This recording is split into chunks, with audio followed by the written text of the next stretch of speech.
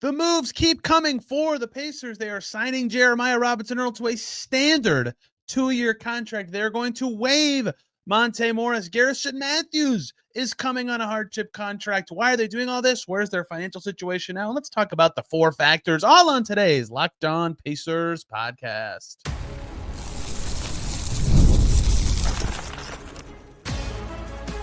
You are Locked On Pacers, your daily Indiana Pacers podcast, part of the Locked On Podcast Network, your team every day. What's up, everybody? Happy Friday. Congrats. You made it through the week, and welcome into another edition of the Locked On Pacers podcast, where we, of course, talk about the Indiana Pacers. As always, my name's Tony East. I cover the team for Forbes and Circle City Spin, and today, this was going to be a day with a guest talking about Pacers basketball and then winning some games and getting healthier. And instead, the Pacers made 2 moves, really clarifying their health situation a little bit. Definitely moves that I think are smart. I suggested them 2 days ago on this very podcast. We'll talk about Jeremiah Robinson-Earl joining the Pacers officially. I mean, he was already technically on the team for the last 20 days. Garrison Matthews coming for the next 10. Some irony in all of this. Monte Morris on the way out after just like a 2-week stint. We'll talk a little about 4 factor stats, where the Pacers are financially after making – this is now their 7th signing in less than a month since the season signing. 3 times they've signed Jeremiah Robinson-Earl, plus Cody Martin, Mac McClung, Monte Morris, and Garrison Matthews. Just ridiculous how much they've had to do all this because they're so injured. It's brutal. It's changed their spending. We'll get to that later. We start with the more consequential move, and that is the non-hardship move that they are doing. They are waiving Monte Morris, and they are bringing in Jeremiah Robinson-Earl. Let's start with Robinson-Earl. I think that's the natural place to go because he's the player they are choosing to have on their team. And look, I mean, if you wanted to break down why they'd pick one player over the other, do I even need to say it? Jeremiah Robinson-Earl's just been better by like in quantifiably kind of big gap, right? He has been productive for the Pacers. He has, like every other player on this team, he fallen the illness of can't make a shot because I'm on the Pacers in 2025, 26. It's actually a disease in Oregon Trail that can end your, in the game, but he's been great at everything else. Good defense, doesn't turn it over very much, over 6 boards a game for a wing-sized player. He's like 6'8"-ish. So he's a bigger wing, but it's been really effective and like gives them a type of player, that big rebounding wing who's very mobile and doesn't, he's got the whatever you want to call it. I always use Ben Shepherd as the example, but just like if you don't turn it over, that just gives you so much more you can do. His turnover rate is at the second lowest it's been in his career. It's possible that ticks up, but he's just really blended in well to their style and does an obvious thing that really helps them, which is hits the glass. Like they are, him and Ben Mathurin to me are their best 2 perimeter players at crashing, at getting rebounds. He had one against the Hornets 2 nights ago, just soaring in from the wing where it looked like the ball was about to bounce in the middle of 4 Hornets players in the paint. And he just ran in from the baseline and got it. It was very impressive. You already can see that nose to the ball. It's kind of Furphy-like in that way. Obviously, the Pacers would like to see him make shots, but on just pure talent, Robinson-Earl has shown through his 2 10 days, which is total 10 games. He started 3 times, and everybody's like, yep, I get why. Like, he's certainly a 10-day player, but it makes sense to do this. He's been one of their better wings. So, one, it makes sense on that basis alone. He's a good player. The second reason it makes sense in some other capacity is he turned 25 on November 3rd, like 2 days after they originally signed him. He turned 25. He was 24 on opening night. He is still a pretty young player, right? Not like so young that you're, oh my gosh, he has so much potential, but only in year 5, like Obi Toppin's first year with the Pacers was year 4. It's not like there's any part of growth that can happen for Robinson-Earl, a former pretty high draft pick. I think he was 32nd in his draft. I should just look this up. Yes, 32nd in the 2021 draft. So, like, that's it right in that Nembhard, Furphy, Cam Jones range of players. Kalkbrenner last night, Zion James last night in Pacers Hornets that can be good. They were this close to, having a different perception, being picked in the first round. So he still is also a potential piece. I'm not saying that he's going to turn into something awesome, but at least for the Pacers in their current outlook, when you're 2-13, if he is good enough to be one of your best 15, you already have a very defensible case to add this player to your roster. If he also so happens to potentially be on like, oh, this guy could be better by the end of the season than right now, or by the end of this contract than right now, even more the reason to do it. So the Pacers will be signing Robinson-Earl. Dustin Dopirak reported 2-year minimum deal like the Mac McClung contract familiar this season, like Tony Bradley from last year, like Moses Brown from last year. So people will hear 2 years and go, huh, what? It's all non-guaranteed. The second year's got a team option. They can cut him before January 7th of next year. No problem. No cap or no long-term cap hit, just what they paid him to be on the team. That's not actually a 2-year deal. Like, don't expect him to be around for 2 years. Although it's possible he can contribute. But again, they do that so that if he is good and he does prove to be a piece that should be on the team beyond this year, great. They already have him under contract for next year on a cheap, non-guaranteed deal. Tony Bradley is literally on the Pacers right now because this contract strategy worked when they signed him originally. So good work by the Pacers to do this, because I think this is the right move, straight up, right? They kept the better player. He's in their rotation. He's playing 16 minutes a night right now. He's played 20 minutes a night for the season. He played 16 and a half against Charlotte until Furphy or Toppin or Nesmith is back. And even if one of them returns, which we'll see, and if that's the case, he might still play a little bit, not as much as he is. So until Nesmith is back, he's going to be playing like real minutes for the foreseeable future. So you need that guy on your team to sign him. So here's the other part of this. Obviously, we'll get to Morris in a second. They couldn't sign him to another hardship 10-day, even though they had one available, which we know because they are signing Garrison Matthews, because you can only sign 2 10 days with the same team in a season, and that applies to both regular and hardship 10 days. So he was not eligible for that. So they had to make this decision. And because he had to get a standard contract, somebody had to be waived to do so. It remains very obvious who it's going to be every time the Pacers have made a waiver this season, but everybody's got a guaranteed deal or has, at least some sort of future on the team. And then except for Tony Bradley and Monte Morris, who entered the day both in their upper 20s in age and on a non-guaranteed deal. One of them is in the Pacers rotation every game and has started very recently and has proven to be more useful at a position where they have low depth. The other one is also at a position of low depth, but is older, is playing less, and has not proven as much in his time. So very easy decision. Monte Morris would be the guy the Pacers would waive to create this roster spot. Look, I thought the Morris signing made sense. I thought it made sense before the season even started. So did the Pacers. They tried to sign him before camp. So a couple things here. One is when they did sign him originally, I've been over this a million times. Most of you everydayers already know this. They needed a point guard specifically. He played 15 minutes after being on the team for one day, then over 20 in Golden State. The first 4 games he was on the team, he was legitimately in the rotation, right? Once McConnell and Nembhard were up to speed, they didn't need him to play. He didn't play till garbage time against Toronto. He didn't play till garbage time in Detroit. He didn't play at all against Charlotte. And that was sort of like he's not even playing at all. Like, this isn't even just a garbage time thing. And he didn't allow them to play as much of the 2 point guard lineups as I thought. They've used other alignments to get to that. So his value wasn't faded very quickly. After 4 games, once McConnell was able to play in both halves, Morris was not as needed as he was when they actually signed him. That does not mean they messed up by adding him, although his value add was not particularly high. I think his defense in Golden State was pretty good, and he had 4 assists, no turnovers that night. That was his best game by a pretty significant amount. But other than that, you didn't really feel his offensive impact. I think you would have felt it if he was able to play more minutes with the better players on the team. That's where he is a better type of player. But for the role he was in on the Pacers, he was not particularly impactful. And so it's not like a fun thing to lose him. In fact, now if McConnell or Nembhard gets hurt again, they'll have to be scrambling to get the right point guard on their team. But, they'll hope for Quentin Jackson to recover. They have Ray J. Dennis also getting DNPs. So Morris was the most obvious guy to go. They needed a point guard when they signed him. They do not need a point guard now. That's what's changed with him, because there's going to be a lot of they could have just kept Mac McClung. And Mac McClung probably could have been as good as Morris. Almost certainly could have been as good as Morris in this time, but positionally what they needed is why they did this. And now their positional needs have changed, and Robinson-Earl's just been straight up better than both of them. I like that Robinson-Earl's 2 hardship contracts are bookended by wins. His first game was the Golden State win that they got at home, and his last win on his second hardship was the Hornets win, and now he's on a standard deal. So we'll see what that turns out to be. Speaking of hardship deals and transactions, this is not the only one for the Pacers. They are also bringing in one Garrison Matthews on a hardship deal. It's actually already signed and official. He'll be playing or available to play in Cleveland when the Pacers take on the Cavs tonight. What does he bring? Why is he the choice? And what does this all mean for the Pacers spending situation? They've had to make all these moves already. That's coming up next here on Locked On Pacers.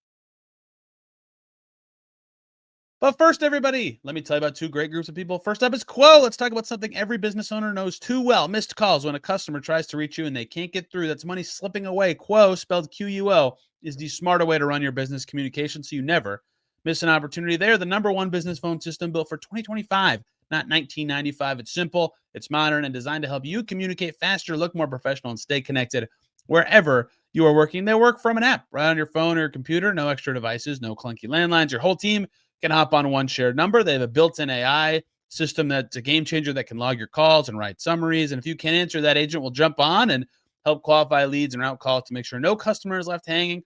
There's a lot of reasons why Quo is used by over 90,000 businesses. Try Quo for free at quo.com/LockedOnNBA. That's QUO.com/LockedOnNBA. And you can even keep your existing number. Quo, no missed calls, no missed customers. Let me tell you quickly also about DoorDash and the promotion they're running this season with the NBA.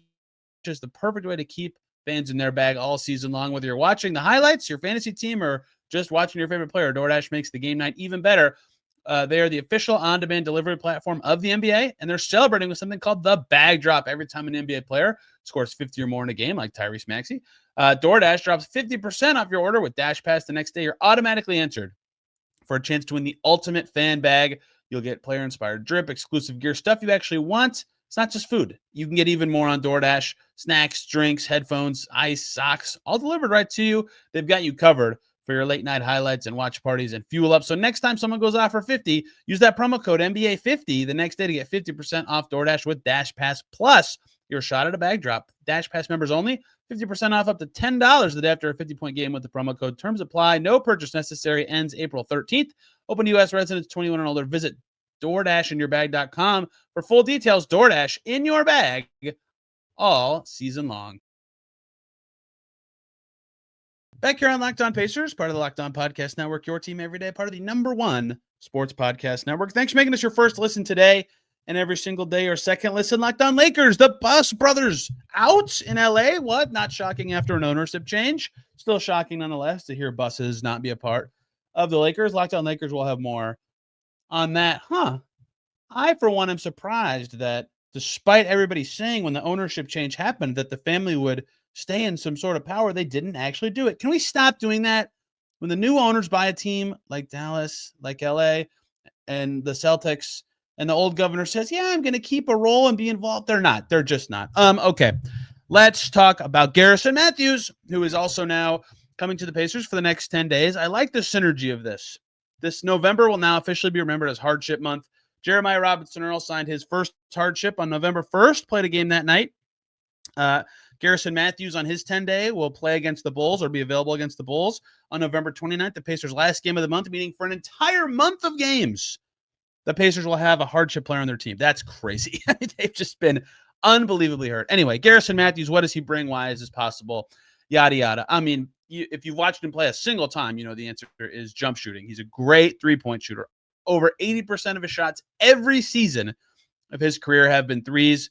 85% basically across the last 2 years that he's been with the Atlanta Hawks, and he drills them, man. I mean, his true shooting percentage well over 60% for his career. Approached 70% as rookie with the Wizards, albeit on a very small volume.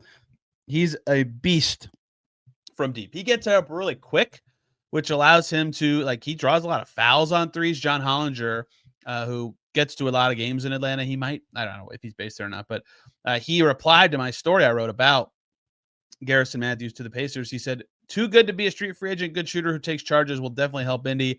And then in some responses, people said, yeah, when he was with the Wizards, he drew 3-point fouls at a crazy rate. So he doesn't even have a terrible free throw rate for a guy who only takes jumpers. It's still fairly low, but it's fine. So very efficient offensive player. And look, you can stink at a lot of things. Garrison Matthews doesn't turn it over very much. Everything else he's just kind of meh at. He's kind of like a Aaron Nesmith-sized dude who's a really good shooter. But if you're really good at something, you can be on the floor. Teams will keep wanting you forever. Ask Doug McDermott, who's been in the NBA for 11 years, because he's an elite shooter. And he can do more than Garrison Matthews, but you get the gist of what I'm saying. And that shooting is, of course, valuable on its own. It's also valuable to the Pacers specifically, who have the worst three-point percentage in the NBA. I don't even know if Matthews will play. There's no obvious rotation minutes available for him. right this second, I would keep playing Shepherd Walker and Robinson-Earl in the wings positions over him.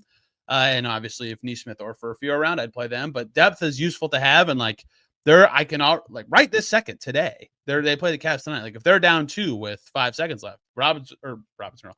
If they're down 2 with 5 seconds left, Garrison Matthews should be on the floor, right? Like he's that level of shooter, 38% on medium volume for his career, per minute high volume for his career. So there's no more sales pitch to have. In this preseason with the Knicks, he shot over 41% from 3. They just had a spending crunch, couldn't keep him. I also, like Hollinger, was surprised he didn't make any team. I think the Knicks would have liked to have kept him, but they literally couldn't. So we'll see what this is, but certainly a good player, and surprising that he has not been on a roster at anyone's roster to this point in the season. But shooting is the thing. If he can make threes, that's great. He very rarely takes twos. He's only averaged 1 2-point shot per game once in his entire career. He's okay on the glass as well. So that is obvious why they would do this. The reason it's allowed is because Aaron Neesmith missed his 3rd game against Charlotte, which means he now contributes to the Pacers' hardship eligibility. They have 5. Quentin Jackson doesn't count. 2-way players don't add to your hardship eligibility. So they have 5 players injured right now. Haliburton out for the season. He obviously contributes to hardship stuff. Obi Toppin out till February contributes. Aaron Neesmith's out for, Rick Carlisle said 4 weeks in their first against Toronto last weekend. So at least 3 more weeks there. He would contribute. It has to be you've missed 3 games and you're going to be out for, as the NBA determines, at least 2 more weeks. So that's 3. So that means one of Johnny Furphy or Cam Jones is also going to be out for 2 weeks more. If you made me guess, and let me be clear, I'm guessing, but I've been around the team enough to have a good reason to do this. My guess would be that it's Cam Jones as the 4th player. I'm not saying that means Furphy's return is imminent, but that means those 4 players could not return while Garrison Matthews is on the team. But Furphy, if I'm right, could. We'll see, though. I have no idea. We'll get more clarity, hopefully, on Furphy's timeline in Cleveland before the game. So that is why the Pacers signed Garrison Matthews, because he can do something that can help them. We'll see how much he actually plays. But they also, like, Toppin's out, Neesmith's out, Furphy's out. They're 1 wing injury away from having no one left, right? But going to Talon Peter. Not that Talon Peter's a bad player, but they could turn to Matthews now if they need to instead, or maybe, they could actually send Peter to the G League if they want. Not that they should, but the Pacers G League team's also super injured. They've been making transactions to keep up with that. So all makes good sense to me. I mean, it'd be hard to sign a hardship player that I think doesn't make sense. Basically, if it's like not a center, great. They might be able to help the Pacers during their 10 days on the team. So that is the transaction of the day. There's your 18 minutes of transaction talk. But let me add one more layer to this. Look, you can plan all you want in the offseason on how you want your spending to go and where you want your cap situation to be, and then half your team gets hurt. And I already said earlier, they've made 7 signings since opening night. The season's been going for less than a month. Their opener was on the 23rd of October. And they've signed Robinson-Earl 3 times, Matthews, McClung, Morris, and Cody Martin. 7 signings already that are unplanned. They had to have them. Like, those players were all playing real minutes, not just like, oh, thank God we have depth all of a sudden. Like, when they signed those guys, they were all in the rotation instantly. So they needed all of them. But it costs money. It's not just free to have this player. A 10-day cap hit is about $131,000. So they've had 4 of those, 2 for Robinson-Earl, 1 for Matthews, and 1 for Martin. So that's $527,000 added to the books. Waiving James Wiseman, he had $1 million guaranteed in his contract. Now, some of it, not very much, because he was only on the team for 5 days this season after waivers. Some of that would have been charged anyway, but that's $1 million also on their books for a player who's not playing for them. Monte Morris, signing him, his cap hit's going to be, $200K-ish, more or less, depending on when the waiver becomes official. Mac McClung, like $178K on the books for him. And I'm not saying any of these are bad spending moves, but particularly the Wiseman one, because he had guaranteed money, but also the 10 days. They've added a lot of spending to their books since the start of the season. And so now they're less than $5 million from the tax. I have them at about $4.6 million away from the luxury tax. So keep that in mind as you think about trades or spending for the Pacers in the next couple of months. Is if they're doing something that will add more than $5 million in salaries to their team with no obvious way to get out from any other money, they're not going to do it. They're just not going to do it, right? They're 2-13. You can make arguments for paying the tax sometimes. I think they should have signed Miles Turner and done it this year, regardless of that thinking. They are not going to cross it. They shouldn't cross it. I would tell them not. I would advise them not to cross it. If you're going to, do it next year. Start your repeater tax clock next year. That has actual tangible strategic benefits. So they shouldn't do it. They should stay below it. Now, they're 4.6 million away. The other thing that people asked a lot about before the season was this disabled player exception they got for Tyrese Haliburton's injury, worth 14.1 million. That's great that they have that if they ever need it, but there's lots of ways to use that aren't just adding a player straight up. Regardless, they are now they're hard capped at the first apron. They're not. I don't need to get into the specifics of that. If you have questions, hit me up on some social media site. But they're only 12.1 million shy of the first apron, so they can't even use all of that disabled player exception. The most they could add one player for, if they didn't care about the tax at all, would be $12.1 million. So keep that in mind as well. That's the Pacers' new financial reality. If you're curious why they're hard capped at the first apron, it's because they used the trade exception they got last season, but they did it this league year. And that's enough of explaining all this stuff. They have 15 players. They have 3 2-ways. They have a hardship guy. It's the Pacers. They're very hurt. But they have a rotation that makes sense. They have a roster that makes sense. They're doing things that make sense, and they're getting healthier. They're getting healthier, which is what really matters. They have 3 of the 4 think about this. I thought about this today. They had 4 guys, Nesmith, Mathurin, Nembhard, and Siakam, that I think everybody was like, yes, these guys are all obviously starting. Who knows who's going to start at the 5? And those are going to be, them and Toppin are going to be the best 4 or 5 players this year. They have yet to have all 5 of those guys in the same game, right? Because opening night, I guess opening night they had them for a half a game. That's it. And then Nembhard went down, and then Mathurin went down, and Nesmith went down before they got Mathurin back. And so they've had half a game of all those guys at once. And Toppin won't be back till February. So they might not have their top, what they expected their top 6 or 7 to be till after the trade deadline, but they haven't even had their top 4 for a full game yet. So and they won't until Nesmith returns, but keep that in mind. Having top 3 even available right now, sure, they had it a little bit on the road trip, but they need Mathurin scoring, is still meaningful. Okay, I want to talk about some advanced stat stuff that is known and obvious if you've watched the team, but really hammers home the point about where the Pacers have been struggling at times to close out today's Locked On Pacers. But first, everybody, let me tell you about PrizePicks. This episode is brought to you by PrizePicks. We all make decisions every day, but on PrizePicks, being right in your choices can get you paid. Do not miss any of the excitement of this sports season, whether you're following the NFL, the NBA, or both. There's no better time to jump in on the action. If you haven't tried it yet, PrizePicks is the simplest way to play. You just pick more or less on at least 2 players. And if you get them right, you win. It takes less than 60 seconds to make your lineup. You can play anywhere PrizePicks operates, including California, Texas, and Georgia. On football Sundays or NBA tip-offs, it keeps every game more exciting. Just pick your favorite players if you want, or just jump in. Pat Mahomes, Steph Curry, great. See how your predictions play out. Their new stacks features a game changer. Pick someone like Steph Curry. You can pick more on his points, threes, and assists in the same lineup. And if one of your players leaves early with an injury, their injury reboot saves your lineup from a loss. Download the PrizePicks app today. Use the code LOCKEDONNBA to get $50 in lineups after your first $5 lineup. That's code LOCKEDONNBA for $50 in lineups after your first $5 lineup. PrizePicks, it's good to be right. We are back here on Locked On Pacers. Thanks for making us your first listen today and every single day. Our second listen, Sixers-Bucks was very good. Overtime action. The Giannis-less Bucks lose. Tyrese Maxey scored 1 billion points. Locked On Sixers and Locked On Bucks would be great uses of your second listen. Fun game. Sixers on a back-to-back and still looking spunky and spry. Their backcourt is exciting. Okay, a couple more minutes here. And I want to do something that is very Tony-pilled, but still interesting. 4 factors. If you don't know what this is 4 stats. It's really the same stats, but on the offense and defensive end that kind of show 4 buckets of what could contribute to an offense being good or bad. And that usually if an offense is elite, they're good at 3 or more of these things. And if an offense is bad, they're awful at one of the things. And the same thing goes for a defense. And Dean Oliver, one of the analytics pioneers, came up with this as a good way to kind of summarize what makes a team so good and how they're, so awesome. For example, the top offense in the NBA is the Houston Rockets. They're first in offensive rebound rate by a gazillion, right? That's going to help quite a bit with scoring.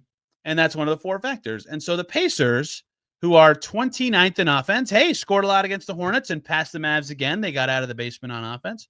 And are 26th on defense. They've been better on that end. They're very close to being in the 22, 23, 24 range. That's not good, to be clear, but that, What is actually holding them back on both ends of the floor?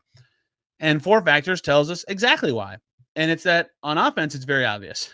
I bet you know the answer before I even say it, right? Let me tell you what the 4 factors are. One is free throw rate, one is offensive rebound rate, one is turnover percentage, and one is effective field goal percentage. 3 of the 4 categories, the Pacers have been quite solid. All right. They are awesome at taking care of the ball. 4th best turnover rate in the league this season, and that's great. They get a lot of possessions from that. 11th in offensive rebound rate. Great. Even more possessions. Chances to score. So far, so good. Surely they're winning the possession battle every night. Sometimes. Their free throw rate is pretty good. It's 8th in the league right now at 23.6%. So how's their offense second to last? Because their effective field goal percentage is last, right? This one was the obvious one. You could have told me before I even started which of these 4 stats is causing the Pacers to have the worst offense. It's their effective field goal percentage. Again, I'll put this caveat in every time. Yes, injuries are causing them to shoot a little worse.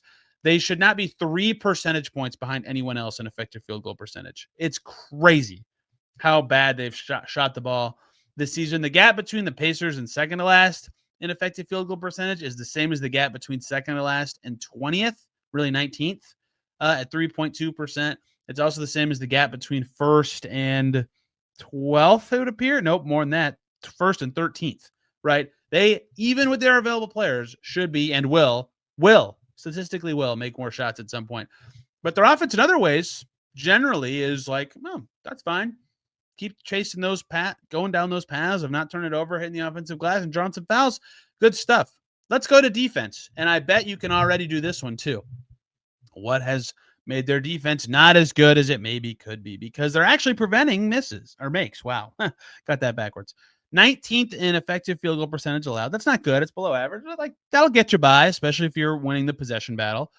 14th in defensive rebound rate. That helps win the possession battle. But despite the Pacers being very good at not turning the ball over, they're very bad at forcing opponent turnovers. Their opponent turnover rate is the 4th worst. So their opponents never turn over the ball. Only so far this season, 13.9 times per game. And the other obvious one, the Pacers are just fouling like crazy. 3rd worst free throw rate for their opponents in the league. That's the one that I bet you could have guessed before I even talked about their defense. And like that was what was killing them against Charlotte. They just kept having to sub different centers in and out. And, they could not stop fouling early in that game. Once they caught up in free throws, they just ran away with the game. So all this to say, these are not easy fixes for the Pacers in their current state. I think they're going to keep fouling a lot, but it's very clear what the two swing things are for them. The ability to make shots. Duh. That's been the story of their season. Besides injuries, they just can't make anything. If they make shots, the rest of the blueprint on offense is there for them to be like not good, but good enough to win more than twice in 15 games. Defensively, it's a combination of being handsy enough to get a few more steals, but not being handsy enough to foul like crazy. And they just have to cut out the dumb fouls. There's 4 every game where it's like, why did you try to reach for the ball after that rebound? Or why did you try to reach in from behind on that guy? He beat you. Like, don't do that.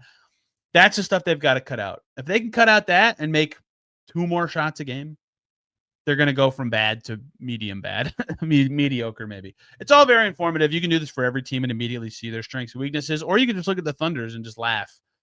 It's so funny. The Thunder are amazing. I'm just going to do this to close out this episode. The Thunder are 15-1. Their only loss was like a last possession loss to Portland. In the 4 factors, they are just tops.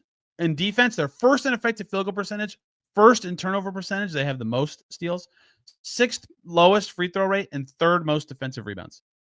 It's insane how good that defense is. Okay, we'll be back tomorrow talking Pacers, Cavs. I'll be in Cleveland. We'll see. That's the first game for these two teams since they met in the playoffs. And it's NBA Cup. Colorful courts coming for the Pacers. Then they don't play till Monday. So lots of weekend stuff here. So we'll have a guest next Monday. I was going to have a guest today, and then the Pacers were like, hey, we made a bunch of moves. You need to wait till later in the day to do this. So none of that today, but I hope you enjoyed me babbling about this anyway. You can find me on social media with questions at Tony R. East, and this podcast is on many platforms at Locked On Pacers. Back tomorrow talking Pacers Cavs. Till then, everybody have a wonderful day and weekend.